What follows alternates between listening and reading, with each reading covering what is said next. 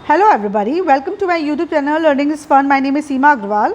आज हम class 9th ICSE board biology के chapter number 7 respiration in plants कर रहे हैं। इसमें हम मेन देखेंगे कि रेस्पिरेशन क्या होता है, कितने प्रकार का होता है रेस्पिरेशन का प्रोसेस क्या है, सिंगल स्टेप में होता है या मल्टीपल स्टेप्स में होता है, एंड प्रोडक्ट्स क्या होते हैं रेस्पिरेशन के, रेस्पिरेशन क्यों इम्पॉर्टेंट है। फिर हम रेस्पिरेशन कुछ एक्टिविटी से मिलता जुलता है, जैसे कि फोटोसिंथेसिस से और बर्निंग से। तो हम ये देखेंगे कि इनके बीच में डिफरेंसेस क्या हैं और सिमिलैरिटीज़ क्या हैं। तो चलिए आज का टॉपिक स्टार्ट करते हैं। Respiration in plants. Like all other organisms, plants too require energy for carrying out body activities. Her organism की तरह प्लांट्स को भी एनर्जी की ज़रूरत होती है अपनी अलग अलग बॉडी एक्टिविटीज़ को परफॉर्म करने के लिए। जैसे आपको पता है कि प्लांट्स भी बहुत सारे फंक्शंस परफॉर्म करता है, जैसे उसको ट्रांसपोर्टेशन ऑफ वाटर करना है ना, या ट्रांसलोकेशन ऑफ फूड करना है, या प्रोटीन सिंथेसिस करना है। तो ऐसी कोई भी एक्टिविटी जो प्लांट परफॉर्म कर रहा है उसके लिए एनर्जी की ज़रूरत होती है। और इस एनर्जी को ये एनर्जी कहाँ से निकलती है? जब फूड ऑक्सीडाइज होता है, और फूड ऑक्सीडाइज होता है by the process of respiration. जब प्लांट्स रेस्पायर करते हैं तो वो ऑक्सीजन लेते हैं, कार्बन डाइऑक्साइड छोड़ते हैं। इस ऑक्सीजन की मदद से जो प्लांट के अंदर जो फूड मैन्युफैक्चर होता है वो ऑक्सीडाइज होता है और उससे एनर्जी रिलीज़ होती है। जब एनर्जी रिलीज़ होती है तो वो अपनी अलग अलग एक्टिविटीज़ को परफॉर्म करता है, जैसे कि बाकी ऑर्गेनिज्म करते हैं, है ना। जैसे हमारे केस में भी होता है, ह्यूमन बींग्स के केस में भी होता है। जब हम रेस्पिरेशन करते हैं तो हमने जो हमारा जो फूड हमने जो खा लिया है, एब्जॉर्ब हो गया है, वो ऑक्सीडाइज होता है ऑक्सीजन से और एनर्जी रिलीज़ करता है, तब हम अपने दिन भर के काम कर पाते हैं। तो ठीक उसी तरीके से प्लांट्स में भी ऐसे ही होता है। रेस्पिरेशन में फूड का ऑक्सीडेशन होता है और इस प्रोसेस में एनर्जी रिलीज़ होती है, जिस एनर्जी को वो इस्तेमाल करके अपनी अलग अलग एक्टिविटीज़ परफॉर्म करते हैं। In this chapter you will learn about the 2 kinds of respiration. अच्छा, इस चैप्टर में हम लोग 2 प्रकार के रेस्पिरेशन पढ़ने वाले हैं। एक एरोबिक रेस्पिरेशन होता है और एक एरोबिक रेस्पिरेशन होता है। एरोबिक रेस्पिरेशन कौन सा रेस्पिरेशन होता है? एरोबिक रेस्पिरेशन में ऑक्सीजन की प्रेजेंस रहती है, मतलब जो रेस्पिरेशन ऑक्सीजन की प्रेजेंस में होता है उसको एरोबिक रेस्पिरेशन कहते हैं, और जो रेस्पिरेशन विदाउट ऑक्सीजन होता है उसको एनएरोबिक कहते हैं। जनरली अगर हायर ऑर्गेनिज्म है, जनरली उसमें एरोबिक रेस्पिरेशन होता है, यानी कि ऑक्सीजन की रिक्वायरमेंट होती ही होती है। लेकिन कभी कभी कुछ एक्टिविटीज़ हम बहुत फास्ट करते हैं, या सपोज़ करो बहुत माइन्यूट ऑर्गेनिज्म है, जैसे कुछ प्रकार के बैक्टीरिया या फंगाई, वो एनारोबिक रेस्पिरेशन भी करते हैं, मतलब उनको ऑक्सीजन की ज़रूरत नहीं पड़ती है रेस्पिरेशन के प्रोसेस में। ठीक है, तो हम देखेंगे कि 2 प्रकार के रेस्पिरेशन क्या होते हैं और इनके बीच में क्या डिफरेंस है। The manner in which the diffusion of respiratory gases occurs, और हम ये भी देखेंगे किस तरीके से रेस्पिरेटरी गैसेज डिफ्यूज़ होती हैं प्लांट के अंदर, क्योंकि प्लांट के अंदर तो कोई ब्रीदिंग ऑर्गन नहीं होता है। हमारे ह्यूमन बींग्स में तो होता है कि हम लोग नोस्ट्रल्स के थ्रू ब्रीद इन करते हैं या ब्रीद आउट करते हैं, ठीक है, फिर लंग्स वगैरह होते हैं। ठीक है, इस तरीके से प्लांट की बॉडी में कोई स्पेसिफिक ऑर्गन नहीं होता है। आपको पता है कि प्लांट की जो लीव्स होती हैं उसमें छोटे छोटे पोर्स होते हैं, स्टोमेटा, उसके थ्रू गैसेस एक्सचेंज होता है, यानी कि उन्हीं स्टोमेटास के थ्रू जो ऑक्सीजन है प्लांट के अंदर आती है, कार्बन डाइऑक्साइड बाहर निकलती है रेस्पिरेशन के प्रोसेस में, और फोटोसिंथेसिस के प्रोसेस में इन्हीं स्टोमेटास के थ्रू कार्बन डाइऑक्साइड अंदर आती है और ऑक्सीजन बाहर निकलती है। ठीक है, तो ये भी देखेंगे कि और स्टोमेटा के अलावा फिर आप जो रूट्स हैं उनके आउटर सरफेस एरिया में भी टाइनी पोर्स होते हैं, जिससे रेस्पिरेशन का प्रोसेस होता है या एक्सचेंज ऑफ गैसेस होती हैं। और जो स्टेम्स होती हैं, जो वुडी स्टेम्स होती हैं, उनके बार्क में लेंटिसल्स होते हैं, वो भी माइन्यूट पोर्स होते हैं जो कि रेस्पिरेशन के प्रोसेस को फैसिलिटेट करते हैं और इनके थ्रू भी एक्सचेंज ऑफ गैसेस होती हैं। तो हम ये भी देखेंगे किस तरीके से रेस्पिरेटरी गैस डिफ्यूज़ होती है, as well as number of interesting experiments to demonstrate respiration in plants. Concept तो हम समझेंगे, बाद में हम रेस्पिरेशन से रिलेटेड कई सारे एक्सपेरिमेंट भी पढ़ने वाले हैं। ठीक है, तो सबसे पहले व्हाट इज़ रेस्पिरेशन? रेस्पिरेशन आखिर होता क्या है? All living cells in plant as well as those in animals require energy for various body activities. जितने भी ऑर्गेनिज्म हो, वो प्लांट्स हो या एनिमल्स हो, उनको अपनी डिफरेंट बॉडी एक्टिविटीज़ को परफॉर्म करने के लिए एनर्जी की ज़रूरत होती है ना। जैसे प्लांट है, जैसे प्लांट ने फूड मैन्युफैक्चर किया, अब उसको डिफरेंट पार्ट्स में इस फूड को ट्रांसपोर्ट करना है, तो ट्रांसलोकेशन ऑफ फूड के लिए एनर्जी की रिक्वायरमेंट होती है। ठीक है, उसी तरीके से रूट्स ने वाटर एब्जॉर्ब किया, अब इसको अपर पार्ट्स ऑफ द प्लांट पहुंचाना है, तो इसमें भी एनर्जी की रिक्वायरमेंट होगी। या प्लांट के अंदर कुछ वेयर एंड टियर हुआ है, उसको रिपेयर करना है ना। तो ये सारी चीज़ों के लिए उसको एनर्जी की ज़रूरत होती है, और एनर्जी कब रिलीज़ होती है? जब फूड ऑक्सीडाइज होता है। ठीक है, For example, building up proteins from amino acid, making starch from glucose, absorbing minerals from the soil, or the laying down of cell walls by the plant cells are all such activities that require energy. जैसे इन्होंने example दिया कि plant बहुत सारी activities करता है जिसके लिए एनर्जी की ज़रूरत होती है. जैसे कि प्रोटीन बनाना है अगर अमीनो एसिड से तो एनर्जी की रिक्वायरमेंट होगी. उसी तरीके से अगर स्टार्च बनाना है ग्लूकोज से तो भी एनर्जी चाहिए. अगर मिनरल्स को एब्जॉर्ब करना है सॉइल से तो भी प्लांट को एनर्जी चाहिए. या उसको सेल वॉल बनानी है प्लांट सेल को तो भी उसको एनर्जी चाहिए. तो ये सारी की सारी एक्टिविटीज़ के लिए एनर्जी की रिक्वायरमेंट होती है. तो उसको एक ऐसा प्रोसेस चुनना पड़ता है जिससे एनर्जी रिलीज़ हो ताकि इस एनर्जी का इस्तेमाल वो ये सारी एक्टिविटीज़ को परफॉर्म करने में कर सके. हाँ, हालांकि एनिमल्स के हिसाब से प्लांट का जो एनर्जी का रिक्वायरमेंट होता है वो काफ़ी कम होता है, क्योंकि आपको पता है कि प्लांट फिक्स्ड रहते हैं, है ना. तो इसलिए इनको बहुत ज़्यादा एनर्जी की ज़रूरत नहीं होती है. लेकिन फिर भी ये जो इंपॉर्टेंट एक्टिविटीज़ हैं इनको परफॉर्म करने के लिए तो एनर्जी चाहिए प्लांट को भी. This energy is made available by the breakdown of glucose, a simple carbohydrate. ये एनर्जी कब कैसे इनको मिलती है? ये जो इनका सिंपल जो ग्लूकोज होता है जो एक प्रकार का सिंपल कार्बोहाइड्रेट है, इसको ये ब्रेक डाउन करते हैं और फिर इस प्रोसेस में क्या होता है, एनर्जी रिलीज होती है. This chemical breakdown occurs by utilizing oxygen and is represented by the following overall reaction. ये जो ग्लूकोज जो ब्रेकडाउन होता है वो ऑक्सीजन की मदद से होता है. यानी कि ये जो C6H12O6 है ये एक मॉलिक्यूल है ग्लूकोज का. ठीक है, ये ग्लूकोज एक प्रकार का सिंपल कार्बोहाइड्रेट है. ये ऑक्सीडाइज होता है तो फिर 6 मॉलिक्यूल्स कार्बन डाइऑक्साइड के 6 मॉलिक्यूल वाटर के बनते हैं. साथ में एनर्जी रिलीज होती है. इस एनर्जी का इस्तेमाल प्लांट करता है अपनी अलग अलग एक्टिविटीज़ को परफॉर्म करने के लिए. तो आप ये वाली रिएक्शन याद रखना क्योंकि पूछा जाएगा कि right on the reaction overall reaction of respiration. ठीक है, तो इस तरीके से होते हैं कि ग्लूकोज का मॉलिक्यूल्स ऑक्सीजन के साथ ऑक्सीडाइज होकर कार्बन डाइऑक्साइड वाटर बनाता है और साथ में एनर्जी रिलीज करता है. There are 3 important characteristics of the respiration in this equation. इस इक्वेशन में 3 इंपॉर्टेंट चीज़ें हैं. पहला क्या है, the breakdown of glucose to carbon dioxide and water does not occur in a single step. देखो, ओवरऑल रिएक्शन तो हमने रेस्पिरेशन के एक स्टेप में लिख दी है कि भाई एक ग्लूकोज मॉलिक्यूल है वो ऑक्सीजन से ऑक्सीडाइज होकर कार्बन डाइऑक्साइड वाटर बना दिया और एनर्जी रिलीज कर दी. लेकिन ये स्टेप एक सिंगल स्टेप में नहीं होता है. ग्लूकोज कार्बन डाइऑक्साइड और वाटर में बनता है होता है लेकिन मल्टीपल स्टेप्स होते हैं. ठीक है, सीरीज ऑफ केमिकल स्टेप्स होते हैं. The breakdown of glucose to carbon dioxide and water does not occur in a single step but in a series of chemical steps. These steps occur in 2 major phases. Glycolysis जिसपे glucose pyruvate में convert होता है occurring in cytoplasm, and second is Krebs cycle जिसमें pyruvate carbon dioxide water और ATP में convert होता है occurring in mitochondria. देखो, जो रेस्पिरेशन होता है उसमें बहुत सारे इंपॉर्टेंट पॉइंट हैं. पहली बात तो जो ग्लूकोज का ब्रेकडाउन होता है वो एक सिंगल स्टेप में नहीं होता है. इसमें बहुत सारे स्टेप्स होते हैं लेकिन 2 मेन स्टेप होते हैं, ग्लाइकोलिसिस और क्रेब्स साइकिल का स्टेप. ठीक है, 2 मेन स्टेप्स कौन से होंगे, ग्लाइकोलिसिस का और क्रेब्स साइकिल का. जो ग्लाइकोलिसिस होता है वो सेल के साइटोप्लाज्म के अंदर रहता है और मतलब ये वाला जो स्टेप है ग्लाइकोलिसिस का जो स्टेप है वो साइटोप्लाज्म के अंदर होता है, और क्रेब्स साइकिल जो होती है वो होती है माइटोकॉन्ड्रिया के अंदर. तो एक चीज़ ध्यान दो कि जो रेस्पिरेशन का जो प्रोसेस होता है वो प्लांट सेल्स के अंदर होता है, और प्लांट सेल्स के अंदर एक स्टेप ग्लाइकोलिसिस जो होता है वो साइटोप्लाज्म में होता है, और जो क्रेब्स साइकिल होती है वो माइटोकॉन्ड्रिया के अंदर होता है. आपको पता है सेल का पावर हाउस ही माइटोकॉन्ड्रिया है क्योंकि माइटोकॉन्ड्रिया में ही एनर्जी रिलीज होती है इन द फॉर्म ऑफ एटीपी.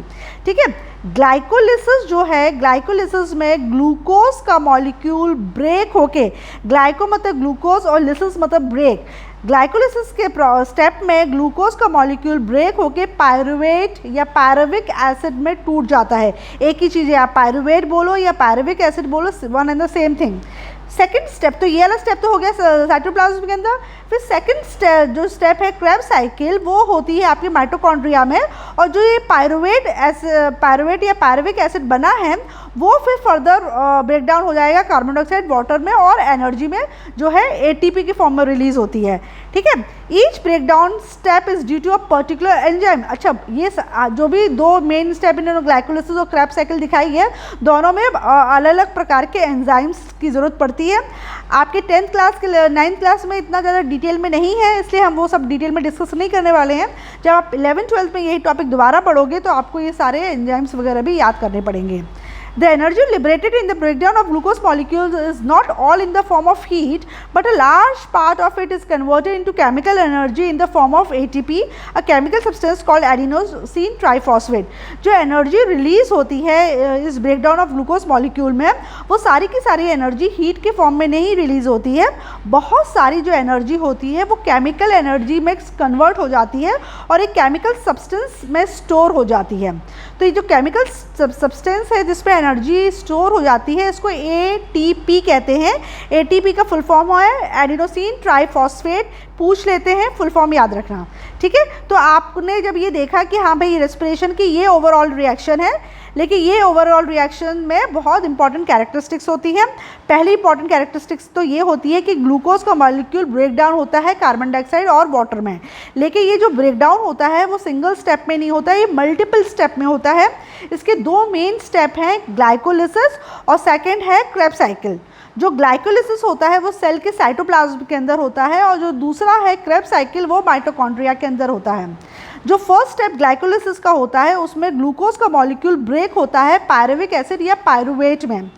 फिर सेकंड जो स्टेप होता है क्रेब्स साइकिल का, ये माइटोकॉन्ड्रिया के अंदर होता है और इस स्टेप में पायरुवेट फाइनली कन्वर्ट हो जाता है कार्बन डाइऑक्साइड वाटर और एटीपी एनर्जी रिलीज होती है एटीपी के फॉर्म में।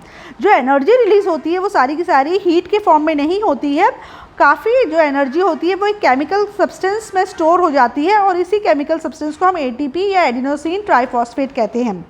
ये पूरे जो स्टेप्स होते हैं इनके लिए बहुत सारे एंजाइम्स की ज़रूरत होती है, लेकिन अभी 9th क्लास के सिलेबस के हिसाब से हमको ये एंजाइम्स के बारे में जानने की ज़्यादा ज़रूरत नहीं है। ठीक है, 11th 12th में जब आप ये टॉपिक दोबारा पढ़ोगे तब आपको डिटेल में वो क्रेब्स साइकिल भी पढ़ाएंगे और फिर ये सारे एटीपी, ये सारे जितने भी एंजाइम्स के नेम है वो भी पढ़ाएंगे। When energy in the form of ATP is used, the ATP is converted to ADP. आपको पता है कि ATP ADP में कन्वर्ट होता है और ADP ATP में कन्वर्ट होता है ना, दो अलग अलग हैं ATP और ADP।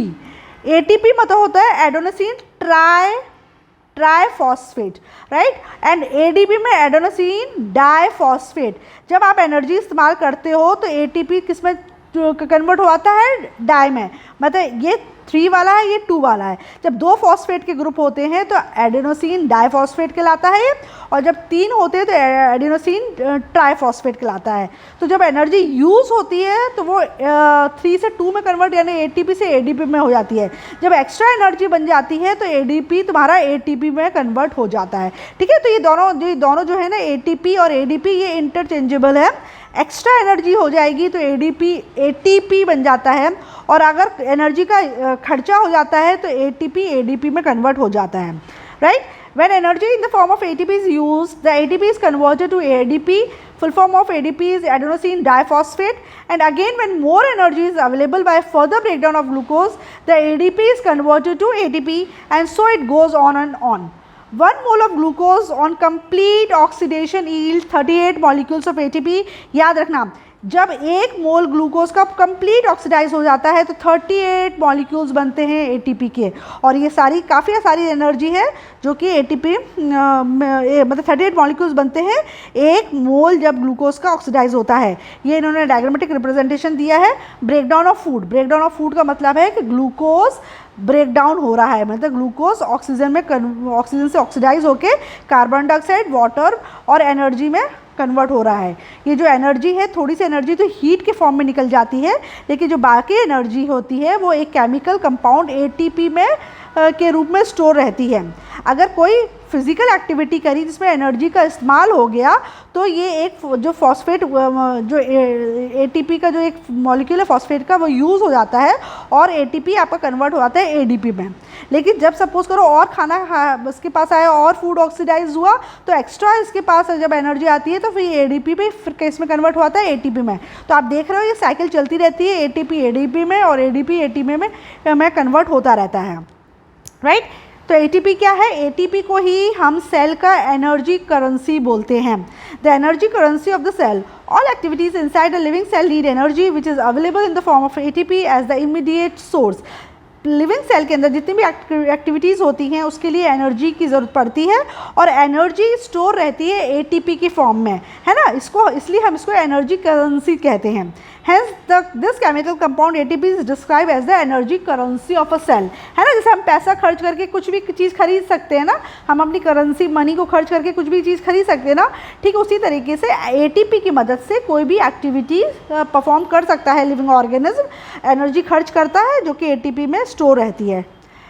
अब रेस्पिरेशन का प्रॉपर डेफिनेशन क्या है? ये respiration is a catabolic process of releasing energy from simple sugar glucose for carrying out life process. Respiration एक कैटाबॉलिक प्रोसेस है जिसमें एनर्जी रिलीज होती है जब सिंपल शुगर ग्लूकोज ऑक्सीडाइज होता है और इस एनर्जी का इस्तेमाल होता है अलग अलग लाइफ प्रोसेसेस को कैरी आउट करने के लिए।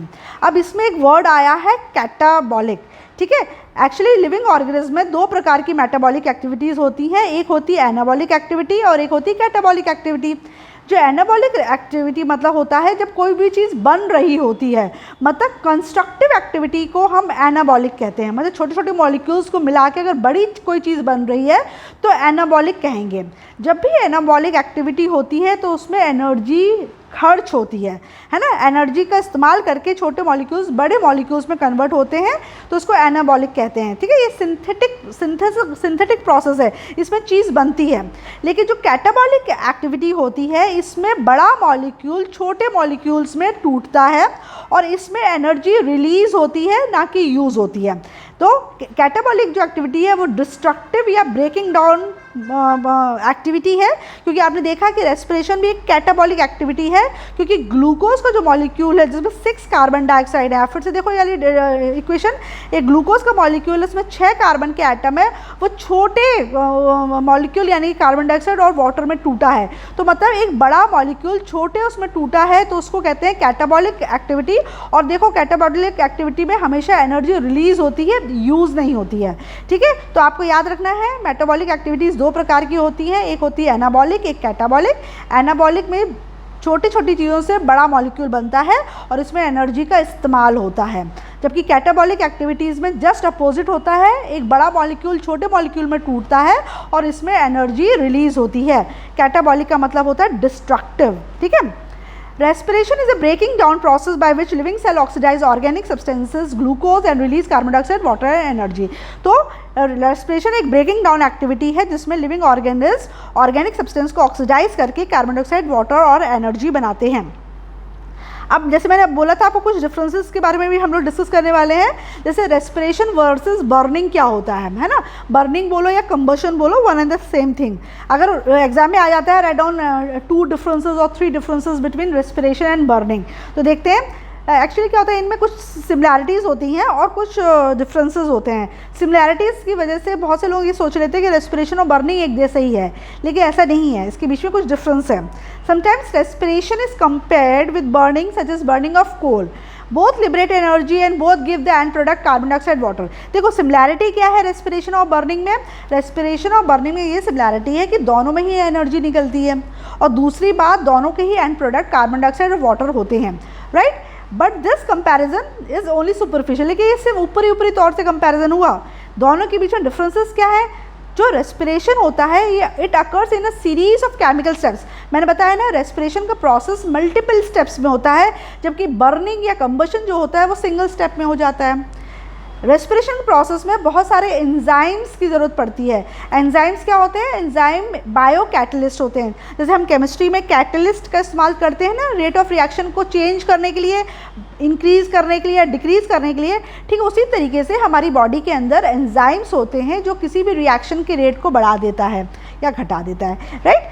तो रेस्पिरेशन के प्रोसेस में बहुत सारे एंजाइम्स का इस्तेमाल होता है, जबकि कंबशन में एंजाइम्स का इस्तेमाल नहीं होता है, सिर्फ और सिर्फ हीट का इस्तेमाल होता है, गर्म करके चीज़ों को बर्न किया जाता है, हीट का इस्तेमाल होता है। जो रेस्पिरेशन है वो एक बायोकेमिकल प्रोसेस है, क्योंकि लिविंग बीइंग के अंदर होता है, जबकि आपका बर्निंग है कंबशन एक फिजिको केमिकल प्रोसेस है। ठीक है। Energy liberated as ATP and some heat, जो रेस्पिरेशन है उसमें जो एनर्जी लिबरेट होती है वो एटीपी के फॉर्म में लिबरेट होती है और थोड़ी सी हीट के फॉर्म में लिबरेट होती है।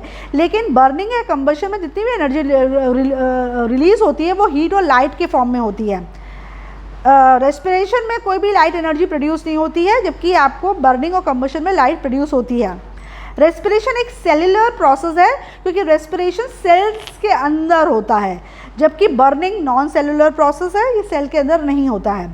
Respiration occurs at body temperature, है ना, जबकि बर्निंग कब होगा? हाई टेम्परेचर में। जब किसी भी चीज़ को उसके इग्निशन पॉइंट तक जलाते हो तभी वो जलता है, उसके बिलो आप जलाते रहो वो नहीं जलेगा ना। इग्निशन पॉइंट वो टेम्परेचर होता है, वो पॉइंट होता है जिसके बाद आप उसको और हीट दोगे तो वो चीज़ जलने लगेगी, राइट। तो ये डिफरेंसेस है रेस्पिरेशन और बर्निंग में, इसको याद कर लेना, ये पूछते हैं एग्जाम में।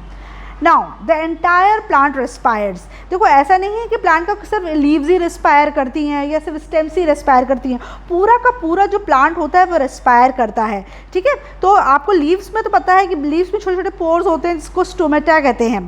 ठीक उसी तरीके से छोटे छोटे पोर्स आपके स्टेम्स में भी होते हैं जिसको लेंटिसल्स कहते हैं। और रूट्स किस तरह से रिस्पायर करती हैं? रूट्स के जो जनरल सरफेस होता है वो बहुत ही थिन वॉल होती है, जिससे बहुत ही आसानी से एक्सचेंज ऑफ गैसेस हो जाता है। तो रूट्स जो होती है अपने सरफेस से रिस्पायर करती हैं। Every part of a plant such as the leaves, stems, roots and even the deepest placed cell in any region respires.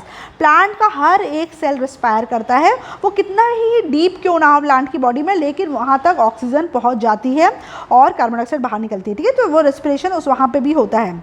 Oxygen is obtained from the atmosphere through 3 inlets. Plant atmosphere से oxygen लेता है, 3 रास्ते हैं जिसके द्वारा plant के अंदर oxygen enter करती है। पहला है तो है लीफ में छोटे छोटे टाइनी पोर्स होते हैं जिसको स्टोमेटा कहते हैं। उसी तरीके से आपकी जो स्टेम होती है उसमें भी छोटे छोटे पोर्स कहो या इस तरह से कहो कि जो प्लांट का जो बार्क होता है उसके बीच में जो सेल्स होते हैं वो लूजली प्लेस्ड रहते हैं, तो वो एक तरीके से टाइनी पोर्स लेंटिसल्स बना लेते हैं। इसके थ्रू तो वुडी स्टेम्स भी रेस्पायर करती है। और रूट्स का तो जैसे मैंने बताया कि जो सरफेस एरिया होता है वो इतना थिन होता है कि आराम से गैसेस एक्सचेंज हो जाती हैं। Plowing or tilling of the soil creates tiny air spaces around soil particles and provides a source of oxygen for the roots. Roots respire कर सकें इसलिए समय समय पे हमको जो सॉइल होती है उसको उसकी प्लोइंग या टिलिंग करनी पड़ती है, मतलब हमको गुड़ाई करनी पड़ती है मिट्टी की, ताकि मिट्टी लूज़ रहे। जब मिट्टी लूज़ रहेगी उसमें लम्प्स नहीं रहेंगे, उसमें गांठें नहीं रहेंगी, तो क्या हो जाएगा कि मिट्टी के अंदर एयर ट्रैप रहेगी और इस एयर के अंदर ऑक्सीजन होती है और रूट्स बहुत आसानी से ऑक्सीजन ले लेंगी।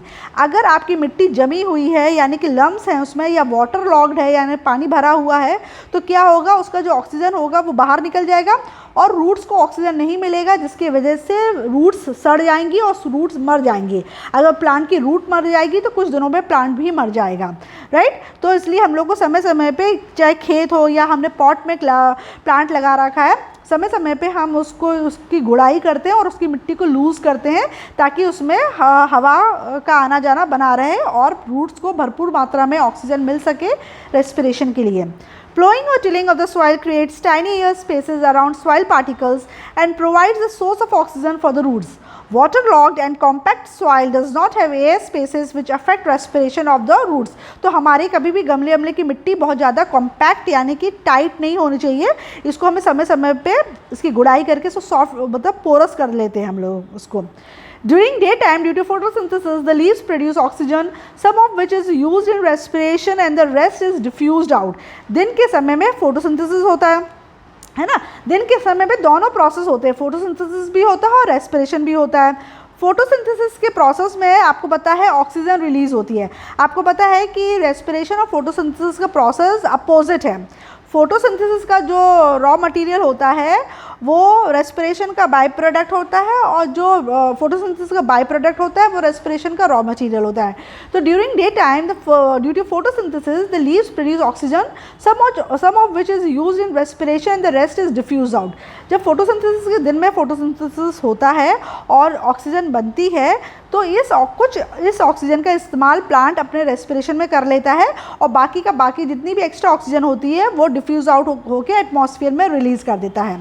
The carbon dioxide produce during respiration in the leave serve as a raw material for the photosynthesis. उसी तरीके से जो रेस्पिरेशन के प्रोसेस में कार्बन डाइऑक्साइड बनती है उसका इस्तेमाल प्लांट कर लेता है फोटोसिंथेसिस में। तो इस तरीके से ये दोनों प्रोसेस एक दूसरे को फैसिलिटेट करते रहते हैं। लेकिन रात में क्या होता है, at night even the leaves obtain oxygen from the atmosphere and give out carbon dioxide. रात में आपको पता है सनलाइट नहीं है तो फोटोसिंथेसिस का प्रोसेस स्टॉप हो जाता है रात में, सिर्फ और सिर्फ रेस्पिरेशन होता है। ऐसे केस में प्लांट को जब ऑक्सीजन चाहिए होती है तो प्लांट ऑक्सीजन कहाँ से लेता है, एटमॉस्फेयर से लेता है, और जो इस प्रोसेस में कार्बन डाइऑक्साइड होती है वो एटमॉस्फेयर में रिलीज़ कर देता है। इसलिए बहुत से लोग, बड़े बूढ़े लोग कहते हैं कि रात में पेड़ के नीचे नहीं सोना चाहिए, क्योंकि क्या होता है कि प्लांट रात में क्या होता है कि फोटोसिंथेसिस तो हो नहीं रहा है, अकेला रेस्पिरेशन हो रहा है, और इस प्रोसेस में प्लांट भी ऑक्सीजन लेता है, कार्बन डाइऑक्साइड छोड़ता है। जब हम प्लांट के नीचे सोते हैं तो क्या हो जाता है कि कभी कभी हम ज़्यादा कार्बन डाइऑक्साइड इनहेल कर लेते हैं और हमारे सर में दर्द होता है, मतलब हमें सुबह सुबह से उतना फ्रेश फील नहीं लगता है। हालांकि ये जो मात्रा होती है वो बहुत कम होती है, इससे ज़्यादा कार्बन डाइऑक्साइड हम लोग के कमरे के अंदर ही रहती है, राइट। लेकिन फिर भी हमको रात में अवॉइड करना चाहिए बड़े पेड़ के नीचे सोना, क्योंकि उस वक्त प्लांट भी कार्बन डाइऑक्साइड ही छोड़ रहा होता है, जो जब हम ब्रीद इन कर लेते हैं तो सुबह से हमारे सर में दर्द हो जाता है, right. At night, even the leaves obtain oxygen from the atmosphere and give out carbon dioxide. Hence, there appears to be some truth in the belief that one should not sleep under a tree at night. Also, see the box at the end of the chapter, page 62. But actually, there is more carbon dioxide inside our houses than under a tree at night. Sleeping under a tree during a hot midday is definitely good, as one gets both oxygen due to photosynthesis and coolness due to transpiration. तो रात में तो पेड़ के नीचे सोना avoid करना चाहिए, लेकिन दिन में आपको पेड़ के नीचे सोना चाहिए, आराम करना चाहिए, क्योंकि दिन में प्लांट ठंडक तो देते ही है, साथ साथ में ऑक्सीजन भी रिलीज़ करता है फोटोसिंथेसिस प्रोसेस की वजह से, जिसकी वजह से आपको फ्रेश फील होता है। ठीक है, जितना भी हमने पढ़ा है उसके बेस पे ये प्रोग्रेस चेक है। मैंने इसका एक शॉर्ट बना के अपलोड किया है अपने वेबसाइट पे, और इस चैप्टर में 4 प्रोग्रेस सेट चेक हैं और चारों के मैंने सोल्यूशन दिए हैं। थोड़ा हम इसमें डिस्कस कर लेंगे, लेकिन कुछ क्वेश्चंस बड़े हैं जिसको हम यहाँ पे डिस्कस नहीं कर पाएंगे, तो आप उस शॉर्ट से इस प्रोग्रेस चेक को कंप्लीट कर सकते हो। What are the 3 important aspects about the overall chemical equation of respiration pertaining to the following? उन्होंने बोला है कि रेस्पिरेशन से रिलेटेड इन सब चीज़ों के इंपॉर्टेंट एक्सपेक्ट क्या है। पहला, सिंगल और सेवरल स्टेप। तो आपको पता है कि जो रेस्पिरेशन होता है वो सेवरल स्टेप्स में होता है, सिंगल स्टेप में नहीं होता है। सेकेंड पूछा गया डायरेक्ट है या एंजाइम कैटेलाइज्ड है, तो भाई ये एंजाइम कैटेलाइज्ड है। थर्ड है फॉर्म ऑफ एनर्जी रिलेटेड, तो आपको पता है energy is liberated in the form of ATP यानी कि एडेनोसिन डाइफॉस्फेट। देखो एटीपी और एडीपी दोनों का फुल फॉर्म याद करके जाना, दोनों में से किसी का भी पूछ सकते हैं। List 3 ways in which respiration is different from burning, तो देखो ये जो डिफरेंस का बॉक्स है ना, इनमें से कोई भी 3 डिफरेंस लिख देना तो ये वाला क्वेश्चन नंबर 2 आपका हो जाएगा। Name the 3 inlets of oxygen, 3 inlets of oxygen इन्होंने पूछे, यही आंसर दिया है, स्टोमेटा, लेंटिसल्स और general surface of the roots. तो ये तीनों आप यहाँ पे लिख दो तो इसका आंसर कंप्लीट हो जाएगा।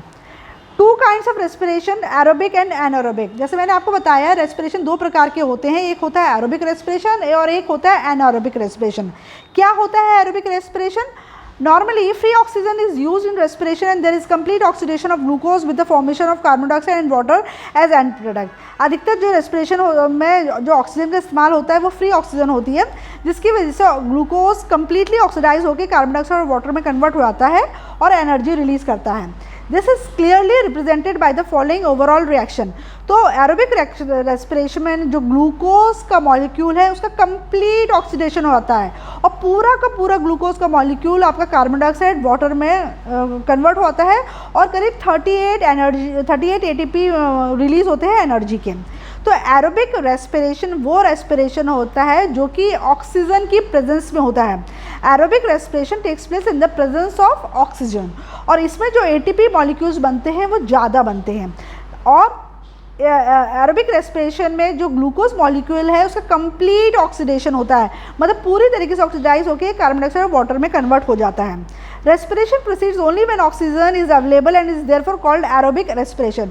एरोबिक रेस्पिरेशन तभी होता है जब ऑक्सीजन अवेलेबल होती है, ठीक है। और एरोबिक रेस्पिरेशन को हम ऑक्सीबायोटिक रेस्पिरेशन भी कहते हैं। अब एनारोबिक रेस्पिरेशन क्या होता है? एनारोबिक रेस्पिरेशन वो रेस्पिरेशन होता है जो विदाउट ऑक्सीजन होती है, यानी कि जब ऑक्सीजन अवेलेबल नहीं होती है तब एनारोबिक रेस्पिरेशन होता है। लेकिन एनारोबिक रेस्पिरेशन बहुत ज़्यादा लंबे समय तक कंटिन्यू नहीं हो सकता है बड़े ऑर्गेनिज्म में, क्योंकि उनको ज़्यादा ऑक्सीजन की मात्रा की ज़रूरत पड़ती है। अगर ज़्यादा देर तक ऑक्सीजन नहीं मिलेगा तो वो ऑर्गेनिज्म मर जाएगा, प्लांट हो या animal. Sometimes certain parts of the plants may temporarily respire even in the absence of oxygen. कभी कभी प्लांट्स के कुछ पार्ट जैसे कि फ्रूट और सीड कुछ देर के लिए विदाउट ऑक्सीजन भी रेस्पायर कर लेते हैं। In this type of respiration, the glucose molecule is incompletely break down into ethanol and carbon dioxide. जब वो विदाउट ऑक्सीजन ब्रीथ करते हैं तब ग्लूकोज मॉलिक्यूल का इनकम्प्लीट ब्रेकडाउन होता है, मतलब पूरा कंप्लीट ब्रेकडाउन ना होकर इनकम्प्लीट ब्रेकडाउन होता है। और इस केस में ग्लूकोज काय में कन्वर्ट होता है, इथेनॉल में, जिसको हम इथाइल अल्कोहल भी बोलते हैं, और कार्बन डाइऑक्साइड में, और थोड़ी स्मॉल क्वांटिटी में एनर्जी भी रिलीज होती है। अगर इसको इक्वेशन के फॉर्म में देखेंगे तो ग्लूकोज आपका किस में टूटता है, एथेनॉल C2H5OH में और CO2 में, और 2 मॉलिक्यूल्स ATP के बनते हैं। आपसे पूछा जाएगा कि एनारोबिक रेस्पिरेशन के बाय प्रोडक्ट्स क्या हैं, तो आपको लिखना पड़ेगा एनारोबिक रेस्पिरेशन में इथाइल अल्कोहल या इथेनॉल एंड कार्बन डाइऑक्साइड बनता है, और साथ में सिर्फ 2 ATP एनर्जी रिलीज होती है और इनकम्प्लीट ऑक्सीडेशन होता है। This type of respiration is called anaerobic respiration. इस प्रकार का रेस्पिरेशन एनारोबिक या एनऑक्सीबायोटिक रेस्पिरेशन कहलाता है, as it proceeds even without oxygen, क्योंकि ये बिना ऑक्सीजन के होता है। Anaerobic respiration in any part cannot continue in a plant for more than few days and that part ultimately dies. देखो एनारोबिक रेस्पिरेशन में एनारोबिक रेस्पिरेशन किसी भी प्लांट के पार्ट में ज़्यादा देर तक कंटिन्यू नहीं रहेगा, कुछ समय के लिए तो हो जाएगा, लेकिन उसके बाद वो हिस्सा जहाँ पे एनारोबिक रेस्पिरेशन हो रहा है वो मर जाएगा। But there are certain microscopic organisms such as bacteria and fungi which normally respire only anaerobically. लेकिन कुछ बैक्टीरिया और कुछ फंगा ऐसे होते हैं जो जनरली हमेशा एनारोबिक यानी कि विदाउट ऑक्सीजन ही रेस्पायर करते हैं। ठीक है, तो उसमें भी एक प्रोग्रेस सेट में क्वेश्चन है कि name 2 organism which respire anaerobically, तो आप लिख सकते हो bacteria and fungi. Even the germinating seeds when deprived of air respire anaerobically as described in experiment. यहाँ तक कि जो germinating seeds होते हैं वो भी anaerobic respire करते हैं। ठीक है, तो एरोबिक और एनारोबिक रेस्पिरेशन में क्या डिफरेंस होता है ये पूछा जाएगा, तो ये आप यहाँ से आप इसको याद कर सकते हैं। तो ये डिफरेंसेस इंपॉर्टेंट है, ये पूछते हैं। पहला क्या है, aerobic respiration proceeds in the presence of oxygen. Aerobic respiration oxygen की प्रेजेंस में होता है, जबकि एनारोबिक रेस्पिरेशन ऑक्सीजन की एब्सेंस में होता है। सेकेंड, एरोबिक रेस्पिरेशन में कंप्लीट ब्रेकडाउन होता है ग्लूकोज मॉलिक्यूल का, जबकि एनारोबिक में इनकम्प्लीट ब्रेकडाउन होता है। एरोबिक रेस्पिरेशन में जो एंड प्रोडक्ट्स हैं वो कार्बन डाइऑक्साइड और वाटर है, जबकि एनारोबिक रेस्पिरेशन में जो एंड प्रोडक्ट्स है वो इथाइल अल्कोहल और कार्बन डाइऑक्साइड है। इथाइल अल्कोहल को ही आप इथेनॉल बोलते हो। एरोबिक रेस्पिरेशन में जो एनर्जी रिलीज होती है वो लार्ज क्वांटिटी में होती है, करीब 38 ATPs बनते हैं, 38 मॉलिक्यूल्स बनते हैं ATP के एक ग्लूकोज के मॉलिक्यूल से, जबकि जो एनारोबिक रेस्पिरेशन होता है उसमें सिर्फ और सिर्फ 2 मॉलिक्यूल्स ही बनते हैं एनर्जी के एक मॉलिक्यूल ऑफ ग्लूकोज में। Aerobic respiration through out the life carry out होता है, जबकि एनारोबिक रेस्पिरेशन कुछ टाइम के लिए हो सकता है, लाइफ भर तो नहीं चल सकता है। ठीक है, अब ये सेकेंड प्रोग्रेस चेक दिया है, इसका भी मैंने सोल्यूशन शॉर्ट में अपलोड कर दिया है। Give the overall chemical equation for the 2 kinds of respiration in plants, aerobic and anaerobic. तो ये जो 2 इक्वेशन दी है ना, ये वाली इक्वेशन और एक जो पीछे वाले पेज में दी है, एक तो एनारोबिक में आप ये वाली लिख देना और एरोबिक में आप ये पीछे वाली लिख देना, ये वाली जो इक्वेशन दी है, ये दोनों इक्वेशन इस प्रोग्रेस चेक के आंसर हैं। ठीक है, नेक्स्ट क्या है इसका, mention any one difference other than those reflected in 2 chemical equations given above. Aerobic और एनारोबिक में एक और डिफरेंस आपको मेंशन करना है ना, तो आप लिख सकते हो कि उसमें कंप्लीट ऑक्सीडेशन होता है ग्लूकोज का, इसमें इनकम्प्लीट ऑक्सीडेशन होता है। ठीक है, ये जो एरोबिक है परमानेंट है और ये एनारोबिक टेम्परेरी है ना, इस तरीके से आप लिख सकते हो। Certain organism respire only anaerobically throughout their lifes, name any 2 such organism, तो एक बैक्टीरिया हो जाएगा, एक फंगाई हो जाएगा। ठीक है, तो ये इसका सोल्यूशन है। Next, experiment on respiration in plants. अब जैसे हमने बोला था कि हम लोग कुछ एक्सपेरिमेंट्स पढ़ेंगे कि प्लांट्स में जो रेस्पिरेशन होता है उसको। पहला एक्सपेरिमेंट है experiment to prove that oxygen is used up in respiration. पहले इस पर हमको ये देखना है कि ऑक्सीजन का इस्तेमाल होता है रेस्पिरेशन के प्रोसेस में। इन्होंने बोला जैसे फिगर 8.2 में बताया है उस तरीके से आप पूरा सेटअप कर लो, ठीक है। जैसे ये है ना, आपको दिखाया है, इस तरह के आप पूरा सेटअप कर लो। 2 फ्लास्क ले लो, फ्लास्क ए और फ्लास्क बी ले लो, और आप इस तरीके से इसमें टेस्ट ट्यूब डाल दो। इस वाले फ्लास्क के अंदर जो टेस्ट ट्यूब है उसमें सोडा लाइम भर दो, इस वाले जो फ्लास्क है उसमें भी सोडा लाइम भर दो, ठीक है। और इसके अंदर वेट कॉटन वूल रखो, इसमें भी वेट कॉटन वूल रखो। इसके अंदर जो फ्लास्क ए है उसके अंदर आप जर्मिनेटिंग सीड्स रखो बीन्स के, जबकि जो आपका फ्लास्क बी है उसमें जो सीड्स रखेंगे वो बॉइल्ड सीड्स रखेंगे, यानी कि डेड सीड्स रखेंगे, ठीक है। दोनों में से एक डिलीवरी ट्यूब निकला हुआ है और दोनों का डिलीवरी ट्यूब पानी के अंदर डिप है, ठीक है। अब थोड़ी देर के लिए सेटअप आप एज इट इज़ छोड़ दो। फिर क्या होगा, flask a contain germinating b seeds and flask b has dead या boiled seeds together with some antiseptic to avoid bacterial decay. तो जब फ्लास्क बी में जो सीड्स हैं वो बॉइल्ड है और उनके ऊपर एंटीसेप्टिक भी लगाया हुआ है ताकि बैक्टीरिया ना लगे। Wet cotton provides water to both samples, दोनों में वेट कॉटन हमने रखी है फ्लास्क ए में और फ्लास्क बी में, ताकि उन दोनों को सीड्स को प्लांट मिलता रहे। A small tube containing soda lime, a mixture of sodium hydroxide and slaked lime is suspended in each flask for absorbing any carbon dioxide released by the seeds। देखो इन लाइनों पे ध्यान दिया करो, ऐसे ही पूछ लेते हैं कि भाई सोडा लाइम क्यों रखा है। सोडा लाइम इसलिए रखा है ताकि इस प्रोसेस में जितनी भी कार्बन डाइऑक्साइड रिलीज होती है उसको वो एब्जॉर्ब कर सकें। तो सोडा लाइम कार्बन डाइऑक्साइड को एब्जॉर्ब करने के लिए रखा है। ये भी पूछ सकते हैं सोडा लाइम क्या होता है। सोडा लाइम मिक्सचर होता है सोडियम हाइड्रोक्साइड का और स्लेक्ड लाइम का, ठीक है। तो एक एक लाइन पे ध्यान दिया करो। वेट कॉटन क्यों दिया गया है, वेट कॉटन इसलिए दिया गया है ताकि वाटर इसको मिलता रहे during the process of respiration. After few days the delivery tube connected with flask A will show a greater rise in water level. यहाँ ये पूछेंगे क्या आपने ऑब्जर्व किया, हम ये देखेंगे कुछ दिनों के बाद फ्लास्क ए में जो डिलीवरी ट्यूब है उसमें पानी का लेवल बढ़ गया है। When a burning paper is introduced into each flask after removing their corks, the flame is immediately put off in flask A, but it continues for a short while in flask B। जब जलती हुई माचिस की तीली जलता हुआ paper हम flask A के पास लाएंगे तो वो जलता हुआ पेपर तुरंत बुझ जाएगा, लेकिन हम फ्लास्क बी में लाएंगे तो वो जलता हुआ पेपर थोड़ी देर तक जलता रहेगा। तो फ्लास्क ए में वो जलता हुआ पेपर तुरंत क्यों बुझ गया, वो इसलिए बुझ गया क्योंकि फ्लास्क ए में बिल्कुल भी ऑक्सीजन नहीं है, ऑक्सीजन एब्सेंट है फ्लास्क ए में, इसलिए जो आपका जो जलता हुआ पेपर है वो बुझ जाता है।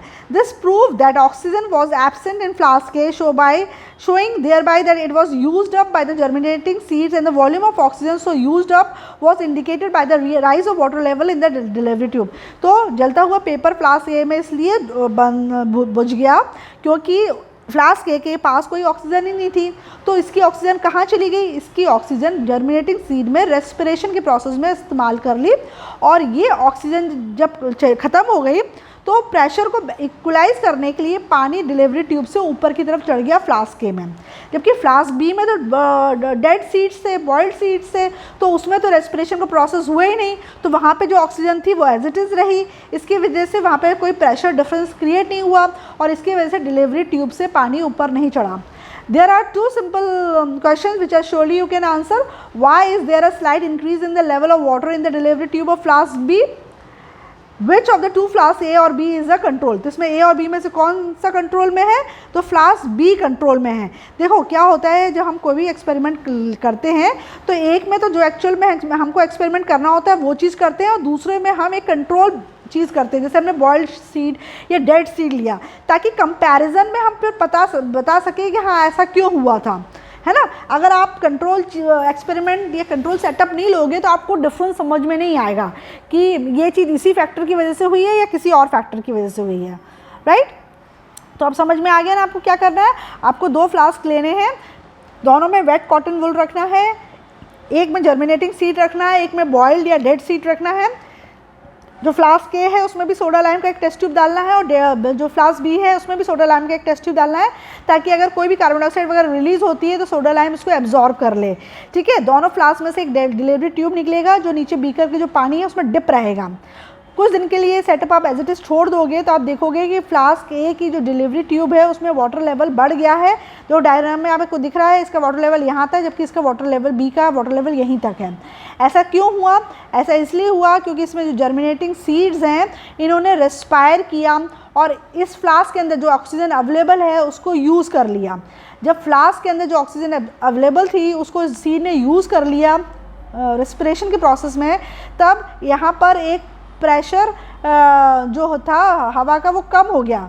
इस प्रेशर को बैलेंस करने के लिए पानी आपका डिलीवरी ट्यूब में ऊपर चढ़ेगा ताकि ये चीज़ यहाँ पर जो प्रेशर डिफरेंस है उसको बैलेंस किया जा सके।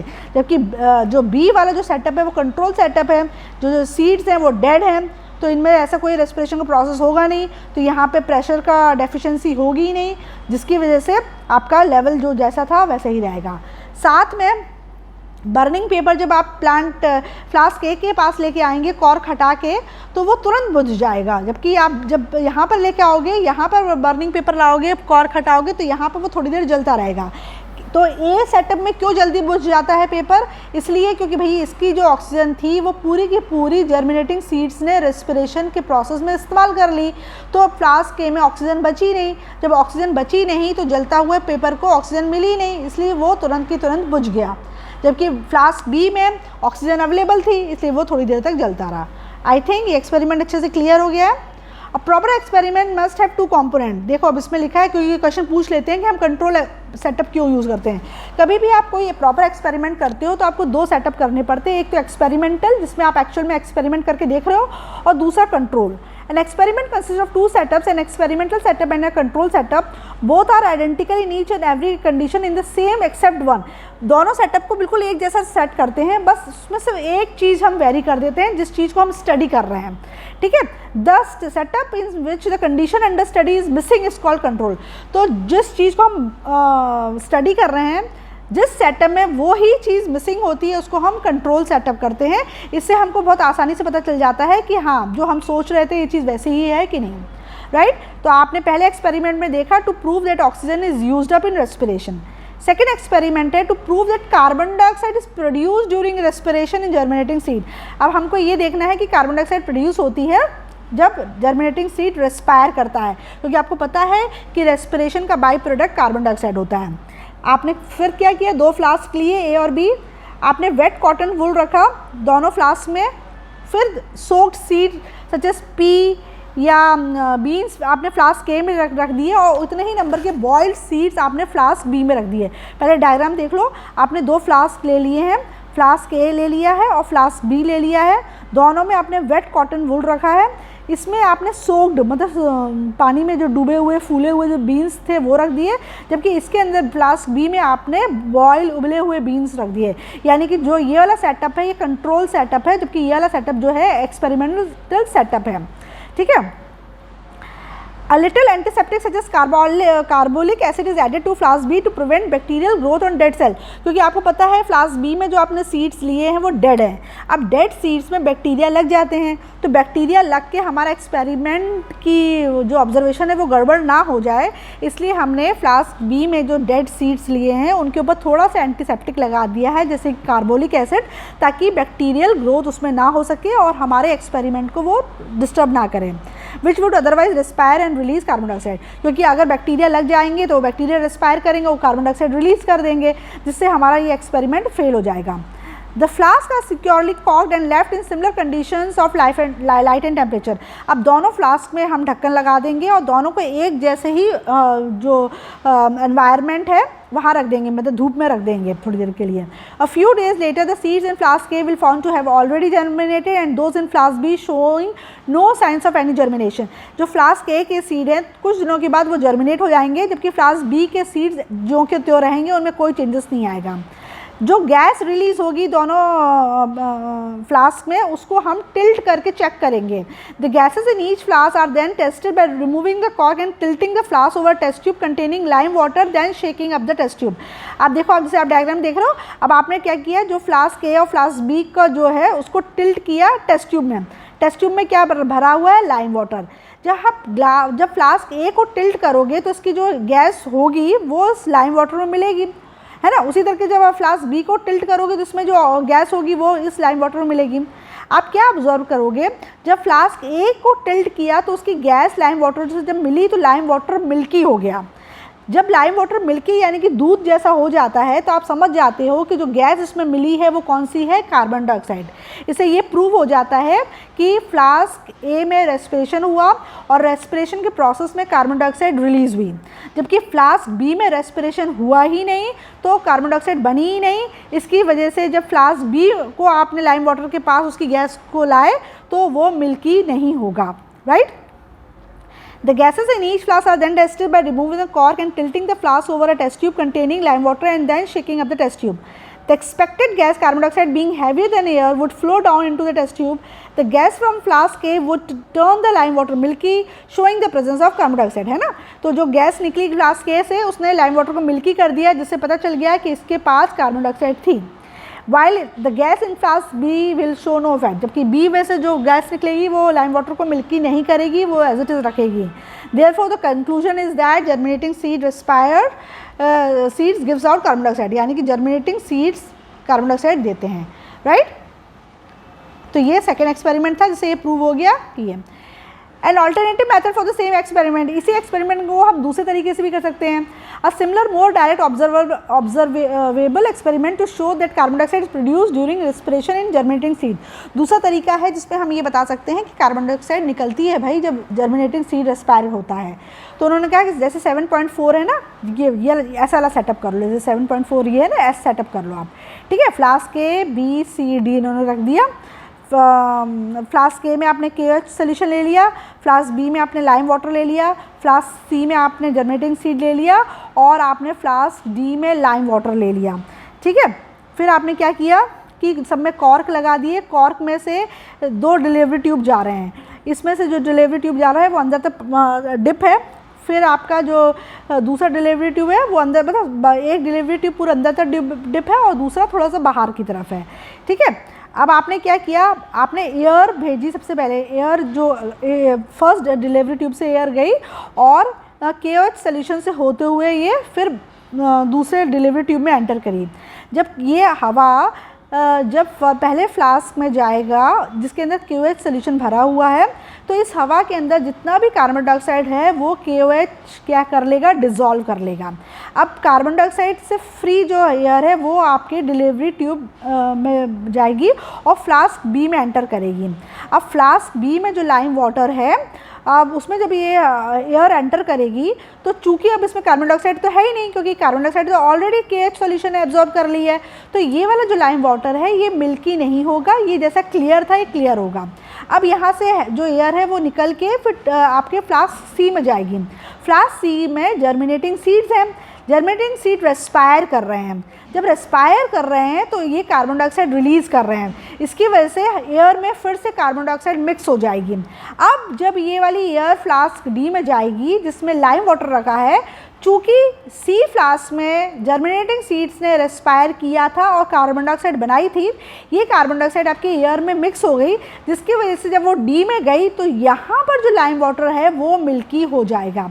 तो डी वाला लाइम वाटर मिल्की हो गया। इससे ये प्रूव हो जाता है कि सी में जो जर्मिनेटिंग सीड्स हैं वो रेस्पिरेशन में कार्बन डाइऑक्साइड प्रोड्यूस करते हैं, राइट। आई होप ये समझ में आ गया होगा आपको, है ना। अ similar more directly observable experiment to show that carbon dioxide is produced during respiration in germinating seeds is arranged in figure 7.4.